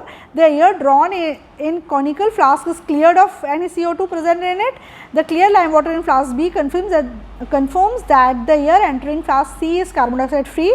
The lime water in flask D turns milky, doubtless proves that source of carbon dioxide was only the germinating seed. तो चूँकि flask D का lime water milky हुआ, इससे ये पता चल जाता है कि जर्मिनेटिंग सीड ने ही कार्बन डाइऑक्साइड प्रोड्यूस किया था, ठीक है। तीसरा एक्सपेरिमेंट है to prove that carbon dioxide is produce by green plants during respiration. अब अभी तो हम लोगों ने जर्मिनेटिंग सीड्स का देख रहे थे कि germinating seeds carbon dioxide produce करती है रेस्पिरेशन में। अब हम ये देख रहे हैं कि ग्रीन प्लांट्स भी कार्बन डाइऑक्साइड प्रोड्यूस करते हैं रेस्पिरेशन में। इन्होंने बोला जैसे 7.5 में सेटअप है ना, ऐसा कर लिया आपने, एक पॉटेड प्लांट लिया, उसके ऊपर बेल जार लगा दिया, बेल जार में आपने कॉर्क लगा दिया, इस कॉर्क में से होते हुए 2 डिलीवरी ट्यूब जाएंगे। पहला डिलीवरी ट्यूब क्या आएगा, पहला डिलीवरी ट्यूब आपका एक फ्लास्क ए में जाएगा और इसमें आपका लाइम वाटर भरा है जो कि क्लियर है, ठीक है। और आपका यहाँ से सोडा लाइम लेके यहाँ पे लाइम वाटर भर लोगे आप, और फ्लास्क बी में भी लाइम वाटर भरा है। फिर से देखो, आपने एक पॉटेड प्लांट लिया, उसको बेल जार से कवर किया, बेल जार के ऊपर आपने स्टॉपर लगाया और इस कॉर्क में से 2 डिलीवरी ट्यूब पास हुए। दोनों डिलीवरी ट्यूब एक कोनिकल फ्लास्क के अंदर एंटर कर रहे हैं और दोनों कोनिकल फ्लास्क में लाइम वाटर भरा हुआ है। ठीक है, अब क्या होगा, आपकी एयर यहाँ से एंटर करी, जब एयर यहाँ से एंटर करेगी तो वो लाइम वाटर में जाएगी है। तो इसमें जितना भी तुम्हारा वो होगा क्या होता है, अगर कोई भी कार्बन डाइऑक्साइड वगैरह कुछ भी हुआ तो वो क्या कर लेगा, इसको एब्जॉर्ब कर लेगा और ये लाइम वाटर मिल्की हो जाएगा। ठीक है, अब जितनी भी कार्बन डाइऑक्साइड है, अब जितना भी कार्बन डाइऑक्साइड था वो तो लाइम वाटर ने एब्जॉर्ब कर लिया, इसकी वजह से लाइम वाटर मिल्की हो जाएगा। अब जो कार्बन डाइऑक्साइड जो फ्री एयर है वो डिलीवरी ट्यूब से पास होके अब बेल जार के अंदर जाएगी। अब बेल जार के अंदर प्लांट है और ये प्लांट रेस्पायर कर रहा है, तो रेस्पायर करने की वजह से ये कोई गैस तो प्रोड्यूस कर ही रहा होगा। अब वो गैस इस एयर में मिक्स हो जाएगी। अब जब दोबारा ये एयर आपके फ्लास्क बी में जाएगी तो यहाँ जो लाइम वाटर है तो वो भी आपका मिल्की हो जाएगा और बाहर निकलेगा। तो इसका मतलब जब यहाँ पर आपकी कार्बन डाइऑक्साइड फ्री एयर ने एंटर करा था तो फिर ये कैसे मिल्की हो गया, ये इसलिए मिल्की हो गया क्योंकि रेस्पिरेशन में जब प्लांट ने रेस्पायर किया तो उसने कार्बन डाइऑक्साइड रिलीज़ किया जो इस एयर से मिल गया और जिसकी वजह से ये लाइम वाटर क्या हो गया, आपका मिल्की हो गया। राइट, इसको हम दूसरे तरीके से भी समझ सकते हैं। हम ऐसे समझ सकते हैं कि सपोज़ करो कि ये आपका यहाँ पे लाइम वाटर भरा है और इसमें आपने जो एयर डाली है उसमें कार्बन डाइऑक्साइड नहीं थी, है ना। अगर आपने ये माना कि इसमें कार्बन डाइऑक्साइड नहीं थी तो ये लाइम वाटर क्या रहेगा, क्लियर रहेगा, क्योंकि अगर आपने वो एयर डाली इसमें कार्बन डाइऑक्साइड नहीं है तो लाइम वाटर आपका क्या रहेगा, क्लियर रहेगा, है ना। फिर ये कार्बन डाइऑक्साइड फ्री एयर आपकी इस बेल जार में गई, बेल जार में जो प्लांट लगा था वो रेस्पायर करेगा जिसकी वजह से वो कार्बन डाइऑक्साइड रिलीज़ करेगा। जब ये कार्बन डाइऑक्साइड रिलीज़ करेगा तो वो एयर में मिक्स हो जाएगी, तो अब जो एयर सेकेंड फ्लास्क में जाएगी वहाँ का लाइम वाटर मिल्की हो जाएगा क्योंकि इसके अंदर कार्बन डाइऑक्साइड मिल गई है। इससे ये प्रूव हो जाता है कि ग्रीन प्लांट भी जब रेस्पायर करते हैं तो कार्बन डाइऑक्साइड बनाते हैं, है ना। तो आई थिंक ये वाला ज़्यादा अच्छा एक्सप्लेनेशन है। एक बार हम पढ़ लेते हैं क्या लिखा है। Experiment to prove that carbon dioxide is produced by green plants during respiration. Set up an apparatus as shown in figure 7.5 using a small potted plant such as geranium. The bell jar should be placed on a glass sheet and its rim as well as all other connections should be Vaseline to make them airtight. अच्छा, जितना भी आपने setup किया है उसमें सब में Vaseline लगा दो ताकि एयरटाइट बन जाए, बाहर से कोई भी हवा अंदर एंटर ना हो पाए। The outside air is drawn into the apparatus with the help of an air pump. जो आउटसाइड एयर है वो हम बाहर निकालेंगे एयर पम्प की मदद से। This air passes through the soda lime which absorb any carbon dioxide present in the incoming air. तो वो पहला एक्सप्लेनेशन भी सही था मेरा। जो आपकी हवा है, जो आपकी जो एयर आप जो एंटर करवा रहे हो उसको सबसे पहले आप सोडा लाइम से पास करोगे ताकि बाई चांस उसमें कुछ भी कार्बन डाइऑक्साइड है तो वो सोडा लाइम में जो भी फ्लास्क है उसमें वो एब्जॉर्ब कर ले। द लाइम वाटर फ्लास्क के through which it passes will not turn milky. तो जो वो पहले वो जो पास होगा तो वो मिल्की नहीं होगा। As the air leaves the bell jar and passes through another sample of lime water flask B, the carbon dioxide present in it would turn the lime water milky. लेकिन जब यही हवा तुम्हारी सेकेंड फ्लास्क से जाएगी जिसमें तो ये इस हवा में कार्बन डाइऑक्साइड प्रेजेंट रहेगा जिसकी वजह से जो आपका लाइम वाटर है वो मिल्की हो जाएगा। ठीक है ना। तो वही चीज़ जो मैंने बताया वो वही होगा। पर यहाँ से आपने हवा डाली तो अगर बाई चांस में कोई भी कार्बन डाइऑक्साइड है तो वो ये लाइम वाटर एब्जॉर्ब कर लेगा और आपकी कार्बन डाइऑक्साइड फ्री एयर आपकी एंटर करेगी यहाँ पर, और फिर यहाँ पर जो गैस प्रोड्यूस हुई वो इसमें मिक्स हो जाएगी और फिर ये फ्लास्क बी में आएगी तो यहाँ का लाइम वाटर आपका मिल्की हो जाएगा क्योंकि उसमें कार्बन डाइऑक्साइड मिक्स हो गई है। Right, lime water milky. It is necessary that the experiment is carried out in the dark or the bell jar is completely covered by a piece of black paper। ये question पूछ लेंगे कि भाई ये experiment को dark में क्यों करना है या इस एक्सपेरिमेंट को ब्लैक पेपर से क्यों कवर करना है। टू प्रिवेंट फोटोसिंथेसिस, क्योंकि हमको फोटोसिंथेसिस का प्रोसेस चालू नहीं रखना है। अगर आपने रोशनी में ये एक्सपेरिमेंट किया ना तो क्या होगा, जो भी कार्बन डाइऑक्साइड जो बन रही है ना वो यूज़ हो जाएगी फोटोसिंथेसिस के प्रोसेस में। तो पता चला जो दूसरा वाला लाइम वाटर है ना वो भी मिल्की नहीं होगा, तो फिर आपको समझ में नहीं आएगा कि ये क्या हुआ। तो इसलिए हम क्या करेंगे, या तो ये सेटअप को हम अंधेरे में रख देंगे या इस बेल जार को हम पूरी तरीके से ब्लैक कपड़े से ढक देंगे ताकि फोटोसिंथेसिस ना हो सके, ताकि कार्बन डाइऑक्साइड जो रिलीज़ हो वो लाइम वाटर से मिले और लाइम वाटर को मिल्की करें। ठीक है। completely covered by a piece of black paper to prevent photosynthesis so that the carbon dioxide liberated in respiration is not used up in the synthesis of starch, right?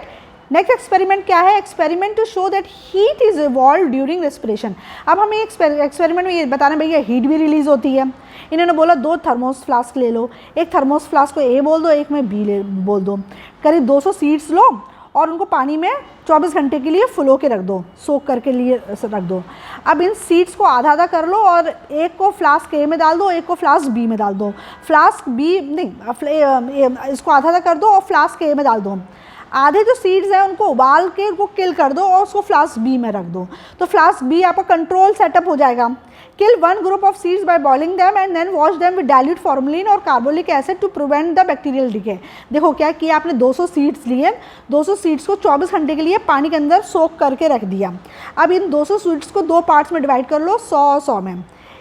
जो 100 seeds हैं उनको आप boil करो और boil करके उसको carbolic acid या formalin में आप मिक्स कर दो, वॉश कर दो, ताकि ये डेड हो जाए और इसके ऊपर बैक्टीरिया ना लगे। अब इसको आप फ्लास्क बी में भर दो। जो आपके लाइव जो सीड्स हैं जिनको आपने बॉईल नहीं किया है उसको आप फ्लास्क ए में डाल दो, ठीक है ना। Put the live germinating seeds in flask A and the killed one in flask B. अब दोनों में आप थर्मामीटर लगा दो और उनके माउथ को कॉटन वूल से कवर कर दो। कुछ देर के लिए सेटअप को एज इट इज़ छोड़ दो। आप थोड़ी देर के बाद देखोगे कि जो फ्लास्क ए में जो थर्मामीटर लगा है उसका टेम्परेचर बढ़ा हुआ आएगा, जबकि जो फ्लास्क बी में जिसमें मरे हुए बॉइल्ड सीड्स थे उसका टेम्परेचर वही का वही रहेगा। इसका मतलब क्या हुआ, चूँकि फ्लास्क ए में जर्मिनेटिंग सीड्स रखे थे या लाइव सीड्स रखे थे, तो ये जो सीड्स थे ये रेस्पायर करे तो ऐसे में एनर्जी रिलीज़ हुई। थोड़ी सी एनर्जी हीट के फॉर्म में भी रिलीज़ होती है, इसलिए ये इसका टेम्परेचर बढ़ गया। जबकि फ्लास्क बी में जो सीड्स थे वो डेड थे, तो ये रेस्पायर करे नहीं। जब रेस्पायर करे नहीं तो एनर्जी रिलीज़ नहीं हुई, तो हीट भी रिलीज़ नहीं हुई, इसलिए इसका टेम्परेचर ज्यों का त्यों रहा, है ना। तो इससे ये प्रूव हो गया कि रेस्पिरेशन के प्रोसेस में हीट भी रिलीज़ होती है। तीसरा क्या है, नेक्स्ट एक्सपेरिमेंट क्या है, टू डेमोन्स्ट्रेट एनारोबिक रेस्पिरेशन। कि एनारोबिक रेस्पिरेशन भी होता है, ये हमको बताना है। Take 8 to 10 soaked and peeled off peas and push them into the mouth of test tube filled with mercury and inverted in a beaker of mercury।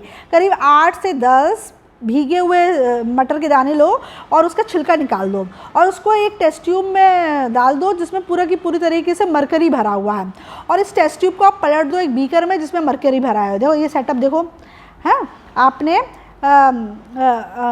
ये test tube है, इसके अंदर पूरा मरकरी भरा हुआ है। आपने जो बीज लिए मटर के दाने लिए, इनको आपने इनके छिलका निकाल दिया और इसको इसके अंदर पुश कर दिया और इस टेस्ट ट्यूब को पलट दिया आपने बीकर के अंदर। उसके अंदर भी आपका क्या है,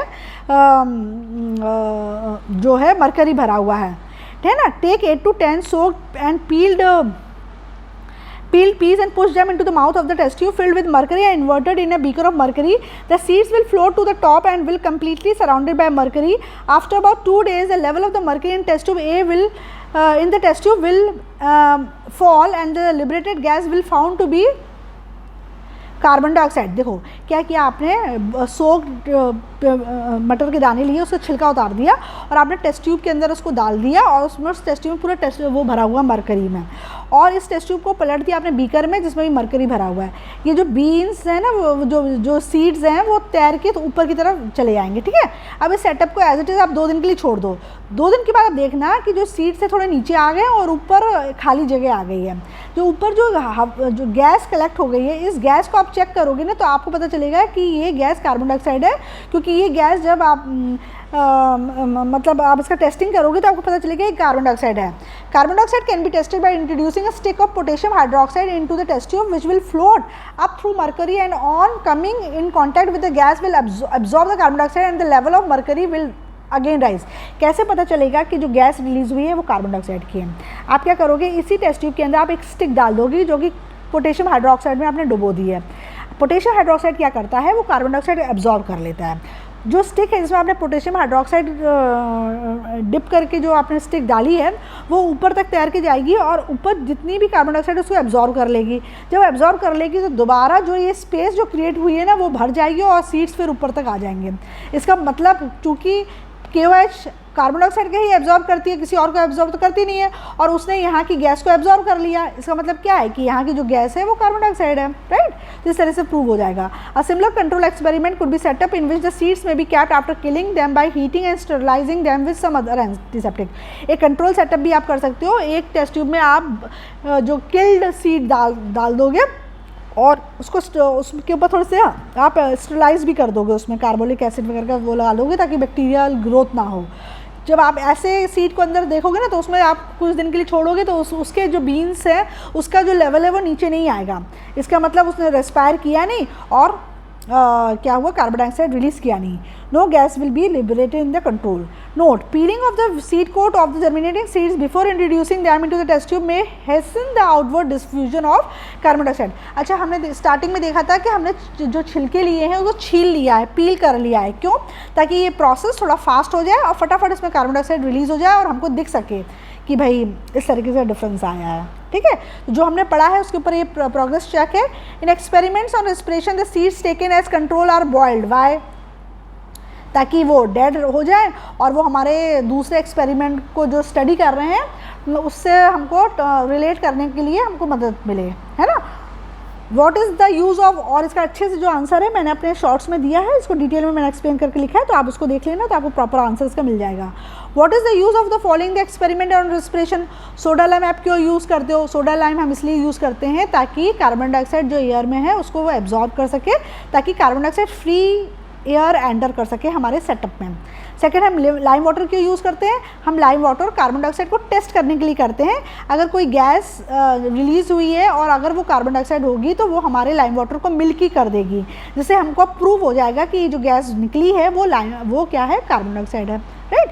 next, suppose we conduct an experiment to demonstrate respiration in green plant, what special precaution is required to be taken it. अगर आप ग्रीन प्लांट में ये एक्सपेरिमेंट को कर रहे हो तो आपको क्या प्रिकॉशन लेना है? आपको उस सेटअप को काले कपड़े से ढक देना है या आपको उस पूरे सेटअप को डार्क में रख देना है ताकि फोटोसिंथेसिस का प्रोसेस ना हो। क्योंकि अगर फोटोसिंथेसिस का प्रोसेस हुआ तो जो कार्बन डाइऑक्साइड रिलीज हुई है वो फोटोसिंथेसिस के प्रोसेस में यूज़ हो जाएगी और हमारा एक्सपेरिमेंट फेल हो जाएगा, क्योंकि हमको कोई चीज़ नज़र ही नहीं आएगी। मतलब हमारा लाइम वाटर मिल्की नहीं होगा। In experiment number 5, we are using mercury in the test tube and the beaker. Why can't we use water instead? हम water क्यों नहीं यूज़ कर रहे हैं? ये इसका आंसर मैंने अपने उसमें दिया है शॉर्ट में। नहीं तो आप इसका आंसर आप मुझे बताओगे कि हमने मरकरी का इस्तेमाल क्यों किया है, हमने वाटर का इस्तेमाल क्यों नहीं किया। ठीक है, तो ये क्वेश्चन आप लोगों के लिए, आप लोग मुझे बताएंगे फाइंड आउट करके कि मरकरी का इस्तेमाल क्यों होता है और कार्बन डाइऑक्साइड का क्यों नहीं होता है। Respiration contrasted with photosynthesis. अब बहुत सारी सिमिलैरिटी होती हैं रेस्पिरेशन और फोटोसिंथेसिस में, और बहुत सारे डिफरेंसेस होते हैं। तो क्या डिफरेंसेस होते हैं वो हम देखते हैं। In many respect respiration and photosynthesis in plants are distinctly opposite process. दोनों प्रोसेस आपस में एकदम अपोजिट हैं। The requirements of one are the products of the other and therefore they are complementary to each other। मतलब एक product का जो एक प्रोसेस का जो बाई प्रोडक्ट है वो अगले प्रोसेस का रॉ मटेरियल हो जाता है। तो एक तरीके से हम कह सकते हैं कि रेस्पिरेशन और फोटोसिंथेसिस एक दूसरे को कॉम्प्लीमेंट करते हैं, है ना। This is the reason why we can not conduct an experiment on plant respiration during day time in light. इसलिए हम इसी की वजह से हम जो प्लांट रेस्पिरेशन का जो एक्सपेरिमेंट होता है वो दिन के समय पे या रोशनी में नहीं कर सकते, क्योंकि जो रेस्पिरेशन में जो प्रोडक्ट बनेगा बाई प्रोडक्ट वो फोटोसिंथेसिस यूज़ कर लेगा और हमारा जो एक्सपेरिमेंट है वो वहीं फेल हो जाएगा। The fundamental difference between the plant respiration and photosynthesis are given in table 7.2। तो हम लोग देखते हैं क्या डिफरेंसेस हैं, है ना। तो ये बहुत बार पूछा जाता है, ये अच्छे से याद कर लेना। पहला क्या है, पहला डिफरेंस क्या है? Photosynthesis occurs only in the presence of chlorophyll. Photosynthesis होने के लिए क्लोरोफिल की ज़रूरत होती है। हरी पत्तियों में या हरी स्टेम्स में ही फोटोसिंथेसिस होता है, यानी क्लोरोफिल पिगमेंट होना चाहिए। रेस्पिरेशन तो भैया सारे सेल्स में होता है, वो जो हरा हो चाहे लाल हो चाहे वाइट हो। तो रेस्पिरेशंस अकर इन ऑल लिविंग सेल्स, जबकि फोटोसिंथेसिस आपका क्लोरोफिल में ही होता है। Photosynthesis occurs only in the presence of light. Photosynthesis सिर्फ लाइट में होता है, इसलिए दिन में ही फोटोसिंथेसिस होता है, जबकि रेस्पिरेशन तो 24 घंटे होता रहता है, अकर एट ऑल नाइट, चाहे दिन हो या रात हो, रेस्पिरेशन तो लगातार होता रहता है। फोटोसिंथेसिस में कार्बन डाइऑक्साइड और वाटर मिलके ग्लूकोज और ऑक्सीजन बनाते हैं, जबकि रेस्पिरेशन में ऑक्सीजन और ग्लूकोज मिलकर कार्बन डाइऑक्साइड और वाटर बनाते हैं। ठीक है, नेक्स्ट, फोटोसिंथेसिस में ऑक्सीजन रिलीज होती है एज ए एंड प्रोडक्ट, जबकि रेस्पिरेशन में कार्बन डाइऑक्साइड रिलीज होती है as an end product. Photosynthesis में लाइट एनर्जी कन्वर्ट होती है केमिकल एनर्जी में और स्टोर हो जाती है इन द फॉर्म ऑफ एटीपी, जबकि रेस्पिरेशन में केमिकल एनर्जी पार्टली कन्वर्ट हो जाती है हीट में और पार्टली यूजफुल एनर्जी में, जो कि वेरियस एक्टिविटी में इस्तेमाल होती है। फोटोसिंथेसिस होने की वजह से प्लांट का वेट बढ़ता है ना, क्योंकि फूड बनता है और फूड प्लांट में स्टोर होगा। जब फूड प्लांट में स्टोर होगा तो प्लांट का वेट बढ़ेगा, जबकि रेस्पिरेशन में तो उल्टा वेट लॉस होता है, क्योंकि फूड ब्रेक डाउन होता है सिंपल सब्सटेंसेस में और एनर्जी रिलीज करता है। फोटोसिंथेसिस में ग्लूकोज मैन्युफैक्चर होता है और ये कंस्ट्रक्टिव या एनाबॉलिक एक्टिविटी है, जबकि रेस्पिरेशन में वेट लॉस होता है, फूड जो होता है वो ब्रेक डाउन होता है, ऑक्सीडाइज होके छोटे मॉलिक्यूल्स में टूट जाता है और ये एक डिस्ट्रक्टिव या कैटाबॉलिक एक्टिविटी है। ठीक है, now respiration in plants as compare to respiration in plants. अब प्लांट्स और एनिमल्स के बीच का जो रेस्पिरेशन है उसमें क्या डिफरेंस है? The basic aspect of respiration तो सेम है दोनों ऑर्गेनिज्म में, लेकिन थोड़ा सा डिफरेंस है। क्या डिफरेंस होता है? इन plants there is no gaseous transport, the respiratory gas simply diffuse and in and out by the cell to cell diffusion. In animals the blood transport respiratory gases। देखो plant में gas का कोई transportation नहीं होता है, जितना भी हिस्सा होता है प्लांट का वो खुद रेस्पायर करता है। अगर यंग लीव या लीव्स हैं तो स्टोमेटा के थ्रू रेस्पायर कर लेंगी, अगर स्टेम्स हैं तो वो लेंटिसल्स के थ्रू कर लेते हैं और रूट्स तो अपने जनरल सरफेस से कर लेते हैं। लेकिन एनिमल्स के केस में जो रेस्पिरेटरी गैसेस हैं उनको ट्रांसपोर्ट करने के लिए ब्लड होता है, एक सर्कुलेटिंग लिक्विड होता है जिसमें ये गैसेस डिज़ोल्व हो जाती हैं और शरीर के हर एक सेल तक पहुँच जाती हैं। तो एनिमल के केस में ट्रांसपोर्टेशन सिस्टम होता है इन गैस को ट्रांसपोर्ट करने के लिए, जबकि प्लांट के केस में ऐसा कोई गैसियस ट्रांसपोर्ट नहीं होता है। तो ये पहला डिफरेंस है एनिमल रेस्पिरेशन और प्लांट रेस्पिरेशन में। दूसरा, जब प्लांट में एनारोबिक रेस्पिरेशन होता है तो इथेनॉल और इथाइल अल्कोहल बनता है इनकम्प्लीट ऑक्सीडेशन ऑफ ग्लूकोज के बाद, जबकि एनिमल्स में जब एनारोबिक रेस्पिरेशन होता है तो लैक्टिक एसिड बनता है by incomplete oxidation of glucose. ये इंपॉर्टेंट है, इसको याद रखना। ये बहुत बार पूछते हैं कि प्लांट में जब एनारोबिक रेस्पिरेशन होता है तो बाई प्रोडक्ट क्या है, तो आपको इथेनॉल या इथाइल अल्कोहल लिखना पड़ेगा। एनिमल्स में क्या है तो आपको लैक्टिक एसिड लिखना पड़ेगा। प्लांट्स में जो हीट प्रोड्यूस होती है वो बहुत कम होती है इन कंपैरिजन टू एनिमल्स। अब जो हमने पढ़ा उसमें फिर से इन्होंने एक प्रोग्रेस चेक दे दिया और शायद ये लास्ट है। Anaerobic respiration in plants and product is, plants में जो एनारोबिक रेस्पिरेशन होता है उसमें एंड प्रोडक्ट क्या होता है? Ethyl alcohol and carbon dioxide instead of lactic acid in animal, जबकि उसमें जो एनिमल्स में होता है वो लैक्टिक एसिड और कार्बन डाइऑक्साइड होता है। The table shows below is intended to give certain differences between photosynthesis और रेस्पिरेशन में डिफरेंस दिया है। कुछ पॉइंट्स रॉन्ग लिखे हैं, उन पॉइंट्स को हमको करेक्ट करके लिखना है। जैसे photosynthesis result in loss in weight, तो ये गलत है। In photosynthesis result in gain in weight, और यहाँ पे जो गेन लिखा है उसको लॉस करना पड़ेगा। इसमें सक्रोस इज द प्रोडक्ट, तो सक्रोस प्रोडक्ट नहीं है। इसमें आपका क्या है ये मुझे आप बताओ। इसमें फोटोसिंथेसिस में ग्लूकोज इज द प्रोडक्ट और इसमें sucrose is broken down, glucose is broken down. Third है जो फोटोसिंथेसिस है occurs in green cell only, ये बात करेक्ट है। और respiration occur in all cells, तो ये बात भी सही है। फोर्थ पॉइंट है photosynthesis uses water and oxygen, तो फोटो और इसमें है यूजेस ग्लूकोज एंड ऑक्सीजन। तो फोर्थ वाला पॉइंट आप बताओगे सही है या गलत है, राइट? तो इसको आप करके देखो। लास्ट बॉक्स क्या है? Why one should not sleep under a tree at night, carbon dioxide और समथिंग एल्स। रात में क्यों नहीं पेड़ के नीचे सोना चाहिए? कार्बन डाइऑक्साइड की वजह से नहीं सोना चाहिए या भूत प्रेत रहते हैं इसलिए नहीं सोना चाहिए? The carbon dioxide release by trees during respiration at night is too little to cause any harm. Actually रात में यही होता है, फोटोसिंथेसिस बंद हो जाता है, सिर्फ रेस्पिरेशन का प्रोसेस चलता है। और रेस्पिरेशन प्रोसेस में आपको पता है कि बाई प्रोडक्ट क्या है? Carbon dioxide. अगर आप पेड़ के नीचे सोगे तो रात में कार्बन डाइऑक्साइड रिलीज होगी और जिसको आप इनहेल करोगे तो आपको सुबह से सर दर्द हो सकता है ना। हालांकि इससे ज़्यादा तो हमारे बेडरूम के अंदर होती है, लेकिन फिर भी हमको ट्री के नीचे नहीं सोना चाहिए। We have much more of this gas in our bedrooms, however the droppings of the perching birds and the night active insects, spider, snake etcetera are real dangers. हालांकि कार्बन डाइऑक्साइड का तो इतना लफड़ा नहीं है, लेकिन क्या होता है कि चिड़िया बैठी है तो बस वो उनकी ड्रॉपिंग्स हमारे ऊपर गिर जाएँ, है ना।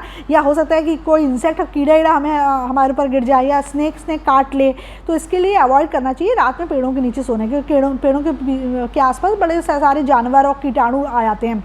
कीड़े वगैरह आ जाते हैं जिससे हमको परेशानी हो सकती है, इसलिए रात में अवॉइड करना चाहिए, है ना। But believe it, there are no ghost और spirits residing on the trees. लेकिन भाई पेड़ों में कोई भूत प्रेत आत्माएं नहीं होती हैं, तो ये रीज़न नहीं होता है कि रात में पेड़ के नीचे नहीं सोना चाहिए। इसका कारण सिर्फ और सिर्फ ये है कि रात में कार्बन डाइऑक्साइड रिलीज़ होती है, जिससे क्या होता है, हमको सुबह सर दर्द की शिकायत हो सकती है। दूसरा क्या है, अगर उसके ऊपर कोई पक्षी बैठा है तो उसकी ड्रॉपिंग समय पर गिर सकती हैं, जो कि जिससे हम गंदे हो सकते हैं। तीसरा है कीटाणु या स्नेक्स वगैरह आसपास रहते हैं पेड़ पौधों के, वो हमको काट सकते हैं, जिससे हमको नुकसान हो सकता है। इसकी वजह से रात में पेड़ के नीचे नहीं सोते हैं, राइट। तो ये चैप्टर मैंने पूरा वर्ड टू वर्ड एक्सप्लेनेशन दे दिया है। जिन भी बच्चों के एग्जाम में चैप्टर आ रहा है इसको कवर कर लो, इसको अच्छे से सुन लो, अपनी बुक से पढ़ लो, और इन केस कोई भी क्वेश्चन में कोई भी प्रॉब्लम है तो आप मुझसे पूछ सकते हैं। ये आराम से MCQ, short answers, long answers वगैरह दिए हैं। तो अगर आपको मेरा सब एक्सप्लेनेशन अच्छा लग रहा हो तो please like, share and subscribe my YouTube channel learning is fun. Thank you.